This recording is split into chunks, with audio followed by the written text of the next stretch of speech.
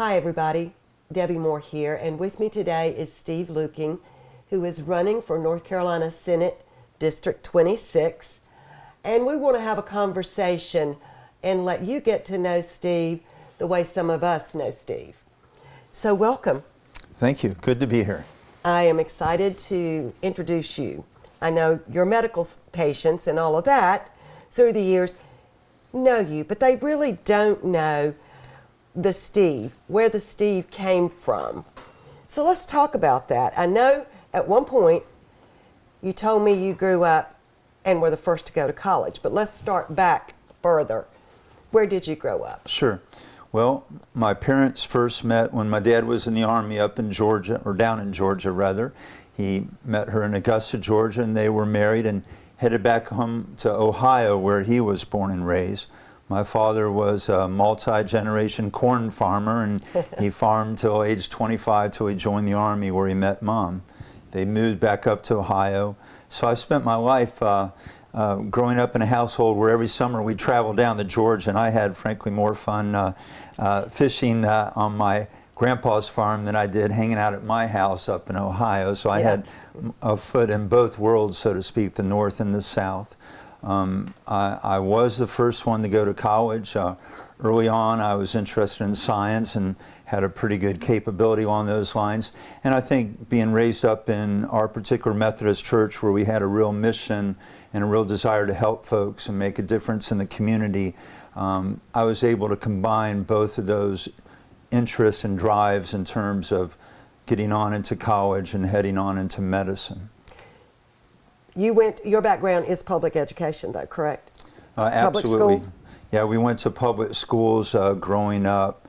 I was the first one to go to college on either side of the family, as far as we can tell, all the way back. Now, my dad ended up getting a 2-year degree while he was working, but I was the first one fortunate enough to get a 4-year degree. I lived at home all those years, loaded trucks every evening at UPS for 4 years. I was a Teamster during all those years, and on Saturday mornings I'd volunteer in the local children's hospital in the emergency room there. And like I said, I was fortunate. I was a good test taker, and I was able to be admitted to all the schools in Ohio that I applied to. And I ended up picking Cincinnati because it had such a good pediatric program, and that was my first love in medicine. So you went to Cincinnati for your medical degree? I went to Cincinnati for my medical degree, yes. And my brother went to Ohio State, by the way. And it's a little bit of a rivalry. But I have to point out I got into Ohio State, but I picked Cincinnati. So that's a little argument we've had through the years. But Ohio State's a good school, so I'm not dissing it. The Buckeyes, right? Exactly. Exactly. All right. So you finished medical school, and you've got to do your residency. Where do you go then? Yeah, so I did my residency in South Carolina. I wanted to pick a small enough program where family doctors would be the only residents. If you're in a large city residency where you have all the other specialties all kind of bunched up, you really don't get the independence of experience like you do in a smaller practice. So I went to Self Memorial Hospital in Greenwood, South Carolina. That was the bad old days when literally we did work 100 hours a week our first year. And we were always kind of the walking dead as far as fatigue and tiredness. We literally would work 36-hour shifts with maybe a couple hours sleep, and I'm glad that is the bad old days, even though that year taught us how to practice medicine in many ways. It was also a little dangerous for our patients, so I'm glad they've put limits on the years. Yeah. And so I did my 3 years of residency in Greenwood, South Carolina. And then you chose a small town to practice and set up your practice. Yes, I did, and that gets back to the idea of service. My experience as a family doctor in a small town is a very valuable thing for the community. You're taught lots of skills. When my brother and I first started our practice in Reidsville, we practiced within the hospital also, managing our patients in the ICU, the emergency room, managing babies right after the obstetrician did a C-section. So a lot of day and night hospital level work in addition to caring for a few thousand patients. And so for all those years, we really made a difference. And it was, as I always say, other than raising my family, it was the honor of my lifetime to back up just a hair, though, I did do 1 year in Rock Hill, South Carolina, where I did obstetrics and the whole 9 yards, but they frankly weren't taking care of enough poor folks, in my view. They very much limited that, and that went against my, my ethic, so to speak. So I took a year off and did volunteer work overseas, working in several places, Wow. including running a hospital in Zimbabwe for 5 months, where I was the only doctor within 100 miles. And Wow. talk about a formative experience in terms of learning how to take care of things and also appreciating what we have here stateside. At what point did you and Sarah get married? Were you still a resident or already practicing? Sure, yeah. So it's a little contorted. I was already practicing. It was after my overseas stint. Gotcha. I also did several years in a community health center in Roxborough, where we really were focused on caring for folks who were underserved. And it was there I met Sarah, and she's a public school teacher, which I'm very proud of, as my daughter is. And we were married and had 2 kids, Melinda and Forrest, Right. and the rest is history, so to speak. And there you ended up in Reidsville, North Carolina, and you and your brother opened your practice, We did. which I thought was one of the better practices in Reidsville, simply because when a patient went in to see you, your care, your heart was actually with your patient. That showed. I appreciate you saying that, and we've heard that often through the decades. And my response is, it's kind of the golden rule of medicine, and it sounds trite, but it's really true. You just treat folks as you would hope to be treated yourselves. And, Correct. and it's really disappointing when I go and see a doctor and I'm kind of ignored or rebuffed, and then I think, gosh, what about somebody who doesn't have a medical background? How are they treated in this or that practice? So I think physicians have the way paved for them in so many ways. The least they can do is when they're sitting in the room with the patient, listen to them and let the patient be their focus for that time. I agree. All right, let's talk now. I've given folks the background, why you are passionate about some of the things you're passionate about. Let's talk about your passion for public education, All right. because that is one of the areas that is part of your platform.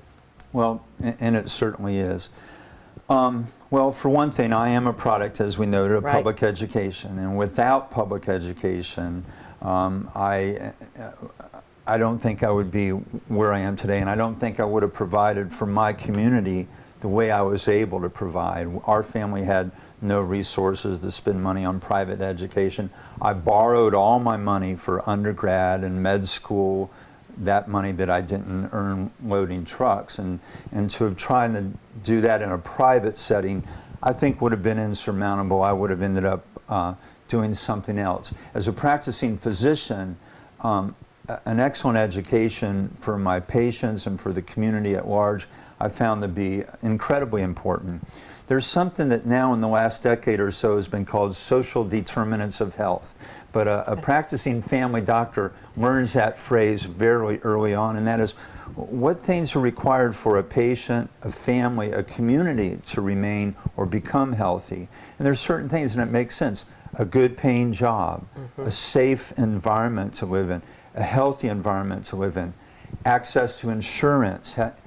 And that led to my 12-year battle to try to get my working poor covered by Medicaid, of course. But also a good, solid education has been shown to improve the health of the patient. They become more of a critical participant in the healthcare process, more of a better thinker in terms of what they need to do and what they need to avoid. And so a good, solid education carries a person into a healthier lifestyle. And when you're in a community or in a setting where schools are becoming second tier of sorts, which really scares me for our public school future, as my opponent and his others within the legislature seem to be okay with 48th in the nation as far as funding. If we continue this down through the years and through the decades and through the generations, we're going to have a a sub-educated group of folks out there. It's going to hurt their health directly, and also it will hurt their health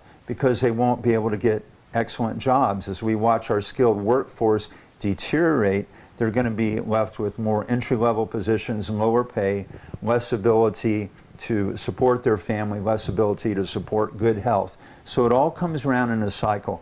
I, as a doctor, can do all I can one-on-one for patients. But if the government doesn't provide a secure situation where we have a good education for all, Correct. and a good accessible healthcare system for all, then we're in real trouble, and we're in an unequal society, which to me is not right. So, Well, let's talk about the vouchers that have just been passed within the last couple of weeks, I think. yes. How will that affect, to your knowledge, our public education? Sure. So the recent extension of vouchers, which were originally called opportunity scholarships, which were brought on board about a decade ago, supposedly to help lower income students in areas where schools are hurting particularly, or whether there's a better private option supposedly for that lower income person. The idea was that these opportunity scholarships would help them in that setting. This has taken it and turned it into something much more wrong, in my opinion. It's basically a welfare transfer, amazingly, to the rich. 2/3 of the folks with this last presentation of the voucher program, 2/3 of the money will go to folks making $115,000 a year or more, and almost a half to folks making $250,000 or more. Meanwhile, our public schools are 48th in the nation as far as funding. Our teachers are leaving the profession at a record rate, 1 out of 9. I think it is welfare for the wealthy, so to speak. It's wrong, it's wrong-headed, and it's going to mess with our public schools and put us into a bad situation. All right. I think you kind of clarified that. So it is in your estimation that if people are generally interested in public education and the growth of public education, they need to vote for Steve, correct? I would agree with that 100%. I'm Steve Lukien, and I approve this message.